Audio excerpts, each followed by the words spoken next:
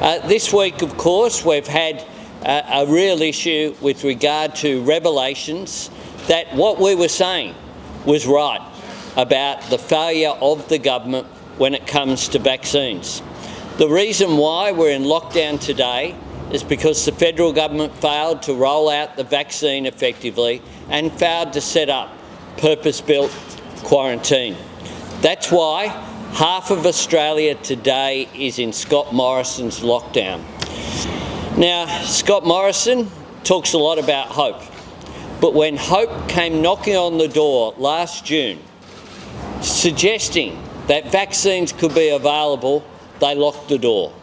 They didn't have a meeting with Pfizer, even though 2 letters from Pfizer approaching the government, saying they were developing a vaccine, saying that would be available to Australia in 2020, and yet they didn't even have a meeting, even though it was suggested that the global leadership was prepared to meet with the health minister about access to the vaccines. Scott Morrison was asked whether Greg Hunt was right to knock back that meeting, and this is what he said: "I'll let others make those judgments.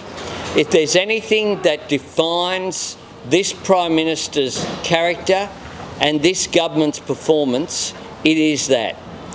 Handing off responsibility, even for whether the Health Minister meets with a global company that's supplying vaccines to the world at the heart of a pandemic, is, in Scott Morrison's words, I'll let others make those judgments."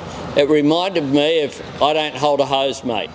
This is a Prime Minister that never takes responsibility, even for the actions of his minister, in this case the Health Minister, about access to vaccines. And the fact is that this is a character trait.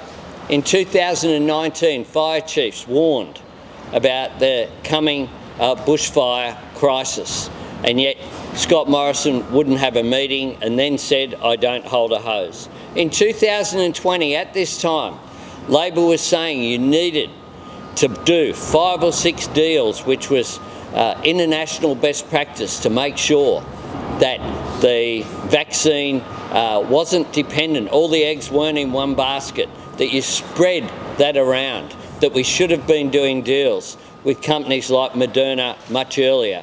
In the end, we know that there wasn't a deal done with Pfizer until November, after more than 40 countries had done deals and after many millions of doses had been already agreed to. The fact is that this Prime Minister also showed no responsibility when it came to the issue of Brittany Higgins and what occurred there. He said no one told him for 2 years, even though we know that his office knew. When confronted about this yesterday, he makes a sarcastic comment about, oh, well, it's okay to consider these things in hindsight. The truth is they weren't in hindsight. He was warned about these issues at the time, including on the need to secure deals with pharmaceutical companies. The truth is we know that Scott Morrison has a tin ear. He must have tin eyes as well, because he never has the foresight that Australia needs to get ahead of issues and to take advice when advice was screaming out and when international best practice was occurring right around the world, which is why we ended up being last in the developed world for the rollout of vaccines. What they could be doing is talking to my friend here, Bill Cruz, talking to him and others on the front line who deal with the poorest and the most marginalised. We know that there's a real equity component to this, which is why we need to take vaccines to people, and I know that people were vaccinated here at Exodus, but that took a long period of time. We need to make sure that we look after people, because those people are the most vulnerable. If they get sick, they're the most likely to have an acute episode. This time last year, we were saying do more deals with more pharmacy companies to get more vaccines here sooner. Had that occurred, we wouldn't be in lockdown today, and we wouldn't have the sort of outbreaks that we're seeing.